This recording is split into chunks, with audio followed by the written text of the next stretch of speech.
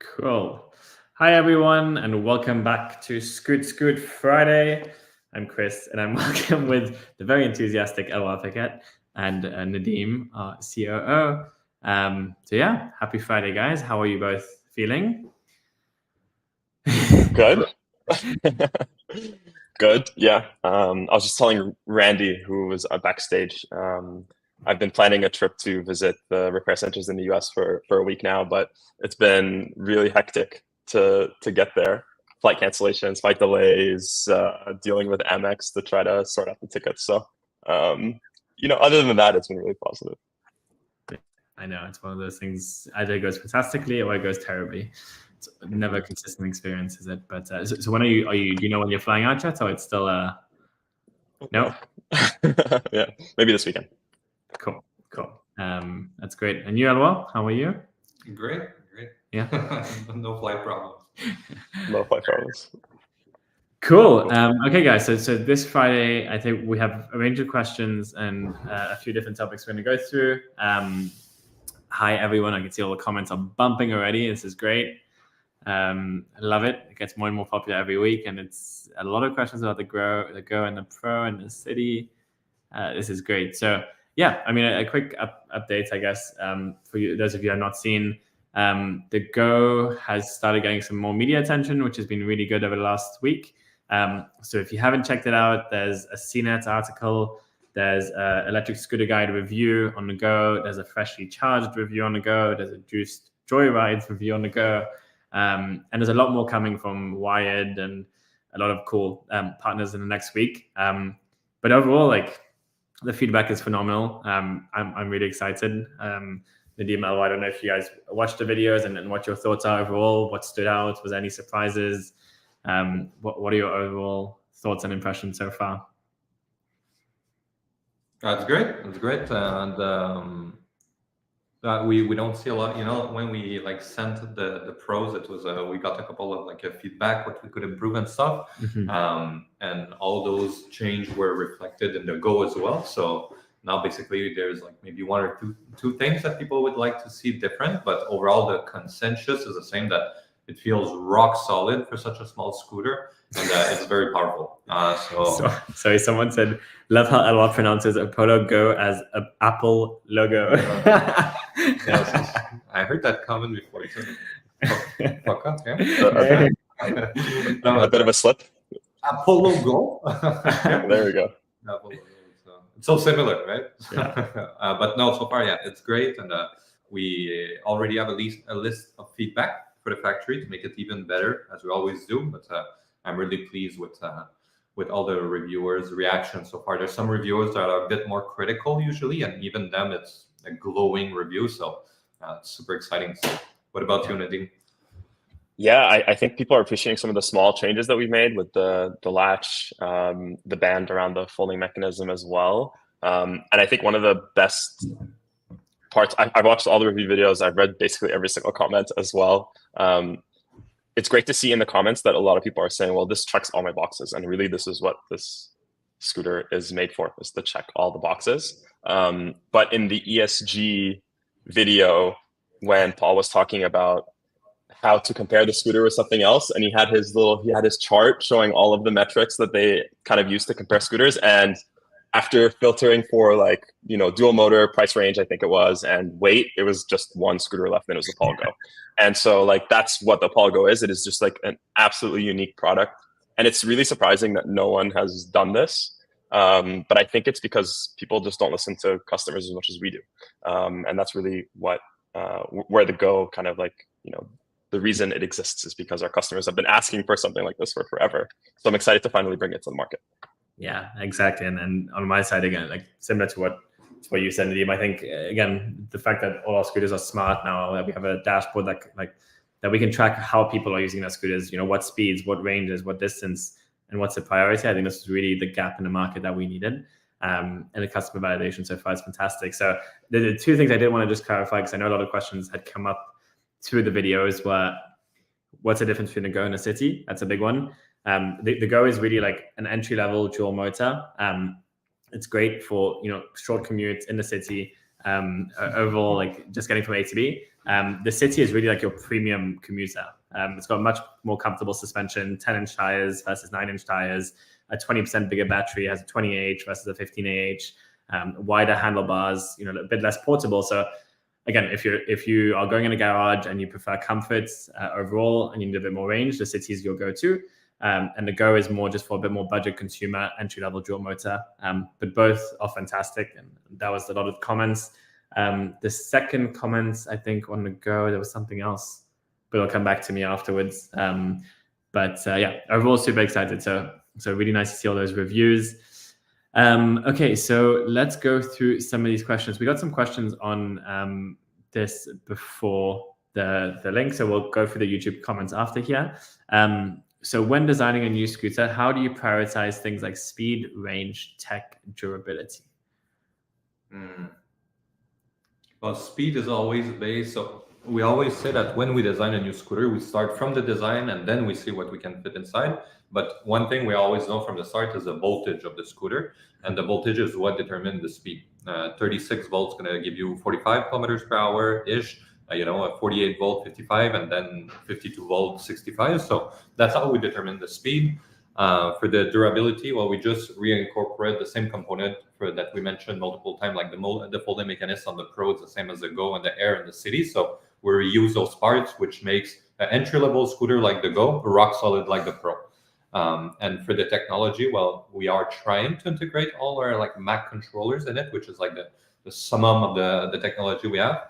But for all the rest, like the display, the throttles, even the lights, this is quite easy to integrate through all the lineup. So that's well, it's also because the way it was designed was so that, again, they took, I don't know, how long did you guys take to design all the lights, the folding mechanisms, which are all now consistent on all the models, right? So like it was like a huge time and investment to then be rolled out on all the models thing. How long did that take roughly? Probably 2.5 years until we reached the beta production of the Pro, sorry. And yeah, there's some tech that we want to keep consistent across all of them, like the app, the region brake, the nut display, again, the light, the turning signals that are also safety wise. Yeah, that's I hope that answers your question. Cool. Thank you. Can you make speed and range tests with different size riders for each of your scooters? That's fantastic comments, actually. Because one of our most viewed videos or most popular videos was, I think it was the best electric scooter for heavy riders, in which Justin, I think, used the Apollo Phantom, and that was fantastic. I think that's a really good comment for marketing team. So thank you for that comment. We'll definitely integrate that. How would water resistant our Apollo scooters? It says IP66, but the warranty doesn't cover water damage, right? Can I get the scooter wet by like cleaning it with a hose? So yes, you can clean it with a hose. It's a bit difficult to say like the scooter is 100% covered by water damage, because some people, I saw it, I got videos from people riding the Pros, they submerge the scooter, and at this point it's like, it's IP66, it's not waterproof, which is very different. So you're good to clean it with a hose, and most people with the Pro, that's what they do. So yeah, I would say like hard cleaning, no problem. It's really when you go into like a lake that I would say it's not a boat, So. Yeah, that's a great point. Ayaz, I'm pre-ordering the Apollo Pro right now on live stream. Boom, pre-ordered. Nice, congrats. Love it. Thank you for the support. You talked about a smaller version of the Go being your next scooter. What features can we expect it to lose from the current Go? That's yet to be revealed. I need to show it to Chris and Nadim first, and to get the approval. It's an internal debate. Should we even make one in such a competitive landscape? Yeah. So maybe let us know in the comment if you really think we could make something good. But what, like we mentioned before, we would focus on weight and price. So you would lose things like, it would be a single motor, there would be no suspension, it would be like a tubular frame design to save on the weight and the cost. So there need to be some sacrifice like this if we were to release such a model. Yeah, again, there's a gap in the market, and it's very competitive, but we're contemplating launching a budget version to get those customers, right? But again, our priority remains within the mid-market for now, like the City, the Pro, and the Go. I know the Pro is not really mid-market, but overall, that's a great question. Thank you. Is it better for me to buy in Best Buy or from Apollo directly? Oh, that's a great question. Whatever you feel best. I think that the biggest question is we have trusted partners. If ever you feel more comfortable walking into a store and buying it, or buying it online from Best Buy, go for it. If you feel more comfortable buying from Apollo, that's as easy. We are very happy both ways. So whatever you feel more comfortable is the best answer for that one. Can you talk over Apollo's warranty of 10,000 kilometers? What does that cover? Nadim, do you wanna take that one? Yeah, sure. So it covers the frame. So any significant damage to the frame, if the frame becomes compromised in any way, then you're covered under the 10K warranty. And you would get, if we can fix it, well, we would fix it. If not, we would replace the scooter for you. That's pretty much it, I guess. I have a couple questions that weren't included in your list, Chris, so I'll just go through those quickly. This one's for you. Do you guys understand the potential of the European market, specifically the EU market? I'm 100% convinced that it'll be the most rewarding market in the world. What are the issues holding you back from expanding more broadly into the EU? Very good question. Thank you. I get this question a lot from the whole team. You have to understand that we do a lot of market research and the market analysis. So we have the US, which is 350 million people, which has a very high disposable income. You have Canada, which has a big population. You have Australia, which is probably number 5 in terms of electric scooter markets. EU, there are some countries that are doing very well in the space, but you have to understand, okay, let's just compare EU versus US. The EU and the US are probably around the same population. US is 350 million. The whole Europe is around 300 million, I believe. Correct me if I'm wrong. But the difference is that the US is one country, one regulation, one market. Europe is split into so many different countries with different regulation, and it's really, I think the biggest answer to this question is regulation. If we want to go in Europe, we have to create and tweak every single scooter for every single country to adhere to a different norm. So the UK is currently 100% illegal, for example. Spain requires a specific Spanish testing certification to be in Spain that costs $20,000. Germany is limited to 20 kilometers an hour and needs another specific certification. Like, you can imagine the amount of time and resources it's going to take to put a scooter into it, all for the regulation to change in a year or two. So trust me, we do a lot of research on all brands. We look at every single market size, and we try to analyze it. For now, like, we will be in Europe. We are in Europe. We're in the UK, we're in Switzerland, we're in Austria, hopefully France soon. And we have a lot of close conversations with really big distributors. It's just not the right time. It's going to come probably in a year or next year. I think next year is going to be the big year that we're going to come in. But right now we have limited resources. We have to focus on what we're doing best and expanding as much as we can, and then making sure that regulation complies with our scooter model. So for those of you who are from Europe watching this, that would be great. But I promise we're coming soon, but you can still buy Apollos now. Yes, I get that question from the team every day. So we're getting there. Don't you worry. The US is still number 1 now, and Canada. Cool. And the last question here was about the clothing line, the Apollo merch. It's a bit chaotic on the site right now. The site is undergoing a rework in the next couple weeks, which is a big change for us. And I don't know if it's on the list for the marketing team to split that out as a dedicated page, but I will definitely include it in the feedback. So thanks for sharing that. And I did see a question here about where to submit feedback ahead of time. You could do that on Reddit or in the Facebook community, right? Those are the 2 areas. Exactly. So feel free to do that. Cool. Okay, so now YouTube. YouTube, yeah, go ahead, Nadim. You lead it. Okay, cool. So lots of questions about the City and the Go. We'll get to those. When will the new kickstand be available for the City 2023? It's already in the units that are going to be delivered in 3 weeks, I think. It's the production that we made in January, so it's going to reach the market soon. For the customers to upgrade, we need to confirm. We change a little thing, so probably in a month and a half, I would say. So just in time for the riding season. So end of March, early April, we should have it in stock and be able to ship it to you. And just to add, actually, because on the Go videos and reviews, we did see some comments that were saying, oh, it's the Go is the beta version being launched now, whatever.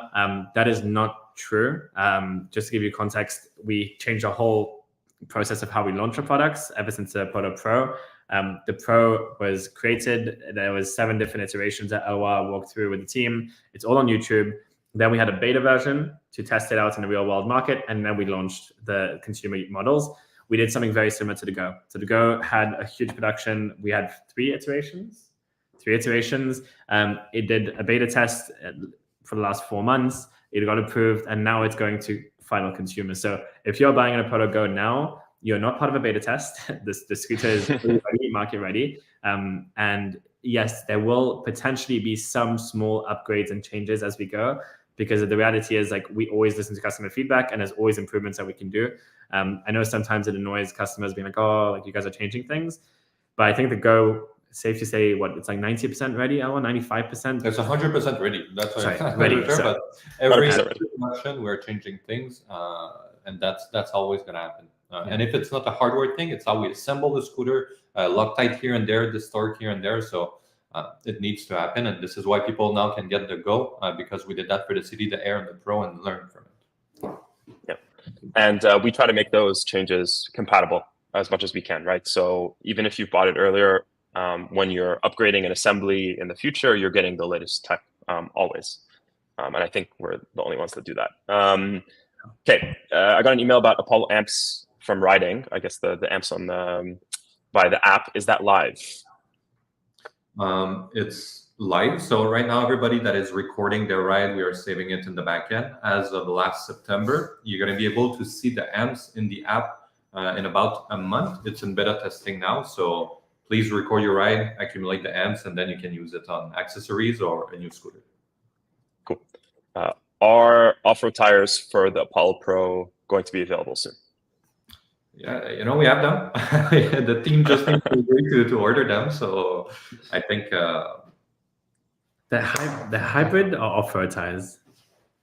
We have off-road, like the V51. We could make it. So please keep those requests coming. It's going to tilt it one side the decision. Cool. There's a mismatch between the weight stated on one of the unboxing videos for the Go. 330 pounds on the box, 265 is listed on the site. Yeah, it's 265 was the final one. The 330 it was a placeholder, and we printed all the box with this, unfortunately. But it's 265 that we're going with. Yeah, cool. Dave Black, I signed up for your early access program to test product, but have not heard back yet. That's because we don't have any early access programs to mention right now. There are some coming, though. So keep your eye on that. Dave will reach out when we're ready to move along on that process. I just picked up my Pro Beta. Sorry, Chris. No, just signing up, Dave. It means a lot. Oh, yeah. Thanks. I just picked up my Pro Beta from the LA Servicing Center. They left the IoT disconnected, which is the replacement. Is it safe to reconnect it? Yeah, you can reconnect it. Maybe it's the one I was talking to Dell, the manager of that repair center, about, that we're waiting for a new SIM card, I believe. So yes, you can reconnect it. Maybe I'm pretty sure you left it disconnected for a reason, but if you have, it's okay. You can reconnect it. Everything's gonna be okay. Worst case, it's not gonna work, and we gotta order a new one. But it's not gonna break anything. Mm-hmm. Okay, cool. Is it possible to get a horn sound on the Go like you can use in the Apollo Pro? To what? To get a horn. To get a horn. There's no speaker, right? There's a speaker, yeah. Right. There's a bell. Yeah, unfortunately not the average guy. And the reality, I'm going to pre-order it. That we don't want to do it, right? It's just like the Go is supposed to be a budget, like a relatively budget entry level. So we can add, you have no idea the debates we had internally on, should we add IoT? Should we add a speaker? Should we add X, Y, Z? But we just can't. We have to make sure the price point makes sense for most of our customers. And they can go check out the V1 versus V3 video. They're going to see there was a speaker on the V1, but for price, it doesn't make sense. Yeah, and it already gets a knock for being expensive. So imagine if it had all those nice-to-have features too. Maybe one day. Mike, I'm going to order a Go. Can't wait. It reminds me of a much improved boosted rev.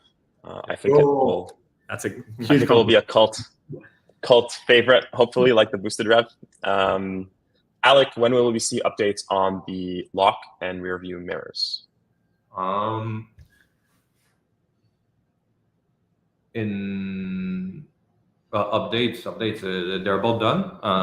Now I'm just waiting for the mirrors. We need to open a special mold that's going to fit on the Apple logo because handlebar is weird. So I'm waiting for this mold to be open. Then we produce, then we make the box, then we put the mirror in and we ship it here. So it's going to be about a month and a half for the mirrors. I know it's long, sorry, but it's going to be worth it.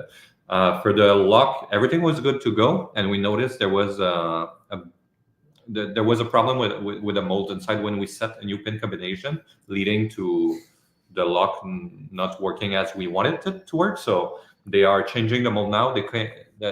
China came back from Chinese New Year last week. They're amending the mold. Then we're going to enter production. That's going to last 35 days. Then we're going to ship it here. So for the lock, we are looking at probably another solid month and a half, 2 months if we don't air ship them. So we're going to have more update to share soon, but the lock will not change from what you saw in the video previously. It's an internal change. Cool. You mentioned you're using EV battery cells for the Go. Yes. Is it the 50E or 40P cells? It's 50. It's always 5,000 milliamp hour. And actually this morning we got, so I wrote to our battery factory and asked them to compare, they sell LG, Samsung, they sell all of them. And I asked them, like, how does it compare to EV for the same test, you know? And they did a bunch of tests: charging test, discharge test, the cold test, the longevity test, the sitting on the shelf test. And we have all the details. And this is objective, right? Our battery factory, so they don't care about what we buy. Like if we buy Samsung and LG, it's even better because they're more expensive. And in all those tests, without any exception, EV is always better. They last longer, they charge better, they withstand temperature better, also at minus 20 degrees. That's a test. We were talking internally how we could like put it in a graph and share it with all of you. Yeah, that's how EV compared to the other ones. Yeah, the LG and Samsung, they're great batteries, but it's surprising actually to see. Always. Yeah. Exciting to see that like these are even better. And no one really knows about them. Well, at least no one else is really using them. So great to see that. Okay. I pre-ordered the Go. Tanner, thanks for pre-ordering. You said there are 1 or 2 improvements that you will make in production. Will these be included in the first round of units shipping out? No. What are the improvements? Huh? The magnet, no? I'm not sure. Maybe we'll get back to you, maybe. But again, they're minor changes. So yeah, very small things. Okay. Hey guys, what's going on with the beta app? Got an email over a week ago and still waiting for the update. The beta app is live. People are testing it. That's for sure. Maybe drop your email here and we're going to send it to marketing. We can send you the app. The beta app is going well because we discovered there's a ton of bugs, which is a purpose. We are posting a new version today or tomorrow, which should fix most of them. So please just keep an eye. When you do receive the email to install it, keep an eye to get the new version that's going to be today or tomorrow.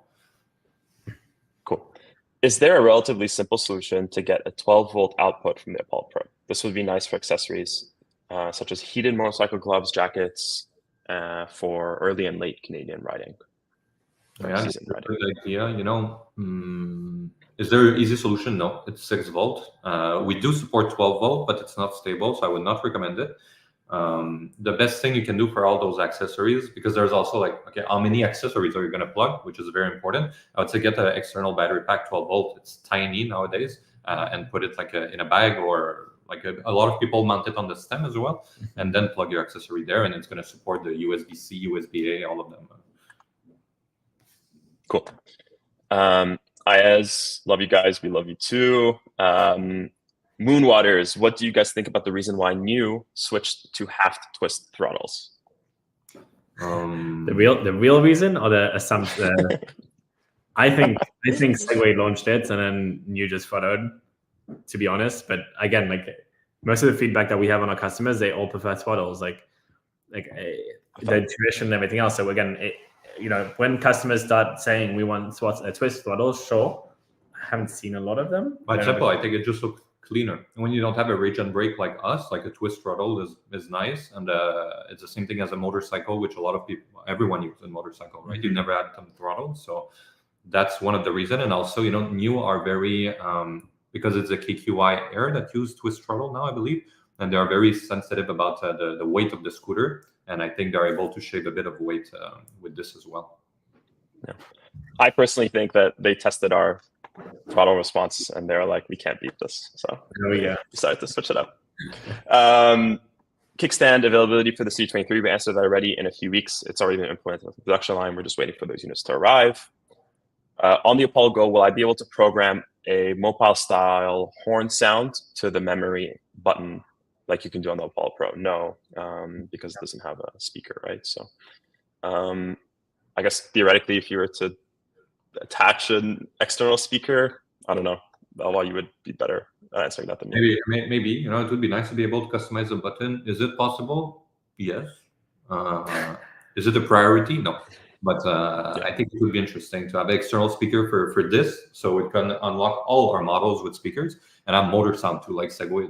It's pretty cool. So not for now, but I'll keep it in mind for the Mach 3 controller. Okay. Oh, well, you're gonna like this one from Dave Black. You guys really need to make the Phantom level scooter in your new design scheme. The what? The Phantom what? Level scooter? Okay. Phantom. Yeah, maybe. I don't know. It's what do we say about that? Just wait and see. Sign up to the newsletter, and you've already joined as an early access, so sign up for that too. That's all we will say about the Phantom level scooter. Will the Apollo app integrate charging limit percentages like Segway has for their F2 and G2 models? Yeah, that's a good question. It's a very nice feature. It's not an app feature, it's a BMS feature, a battery management system. It's a smart battery management system. The short answer is that we cannot put this in our scooter now because we don't have the volume that Segway or other big brand has like this. You know, Segway makes millions of the G2. So having a BMS like this, they're going to pay $5 instead of $35. And that's the short answer to why it's not implemented yet. We're going to have a charger that's you're going to be able to decide the limit, that it's going to be an accessory on the website. But for now, no. I believe that as it's going to become more popular, the price will drop from the suppliers and we're going to be able to offer it in the future. But for now, it's not possible on any of our models. Cool. And yeah, guys, just in interest of time, we're not able to answer all the questions. This one I've seen a couple times. Alex, I think you've commented on a couple of videos about a power limiter in watts for battery efficiency, some sort of like power, or I guess, and also a power cruise for cruising at a fixed steady wattage for battery efficiency. Well, you know, that's exactly what gears are doing. They're limiting the amount of amps that we are shooting. So the voltage with the amps is going to give you the wattage. So that's what is happening now. You cannot decide the wattage. You can decide the speed, which is roughly translated into the wattage. So in the back end, that's what is happening. Making a front end dedicated for that. I think it's for enthusiast customer like you, enthusiastic, right? Like a hardcore. But I think the reality is that for 90% of the people, having eco, comfort, and sport is going to give a better idea of what to expect in terms of performance than the actual wattage. We will add in the new app the wattage output when you accelerate, so you can see it, but you cannot decide your gears based on that. Cool. Austin, sorry, I'm going to skip over your question. Very specific. I saw your comments. Maybe Elwell will get back to you on that. This one is relevant. I've seen it a couple times from Random Alpaca. Will we ever be able to enable infinite turn signal blinks for the city? Implemented already on the Go. It's working here with the one we have. It's the same thing on the Pro with the production unit of the Pro.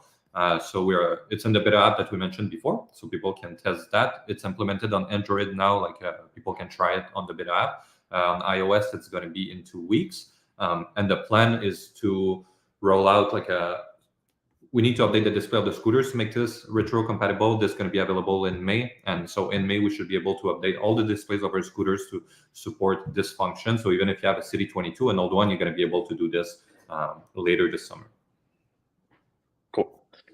Okay, great. And then, yeah, variable charge limit charger, if that is in the plans, I believe it is in the plans. Yes. Not a massive priority, but okay, guys. Yeah, sound off on the twist throttle versus thumb throttle. Lots of comments on that. We will read the comments later once the video gets posted. Yeah, any closing thoughts, guys, before we wrap up? I think because all of you are a hardcore fan, you know, I invite all of you to go see the teardown video of the Segway GT2, and we're gonna do the same thing for the Pro, and that's gonna put into perspective a lot of things, I believe. So go check it out. Suspense. Yeah. You know, on my side, no, thank you again, everybody, for coming in and putting all these comments. Like, it's the first time I think we don't finish comments or questions, which is great. So like the interactions are phenomenal. The excitement about the Go, the excitement about the future of everything is really nice. And sorry we can get to some of these questions, like fast chargers for the Go. It's coming. I know. So thanks, Tanner, for those. And keep the questions coming. We do have an insiders group, which we have as a team. Which, if you're a super fan and you want to be a bit more involved in some of the early releases or feedback forums, please leave your email here or reach out to us. We'll add you to it. And I think we share a lot of things and we get a lot of feedback. So yeah, that'll be great. But overall, thank you so much, guys. It's amazing to see all the comments and interactions. Yeah, you'll get access to our company Slack. So we're on there all the time so we can chat. So yeah, let us know if you want to join that program. And thank you all for tuning in. We will catch you next week. Bye, guys. Thanks, everyone. Bye.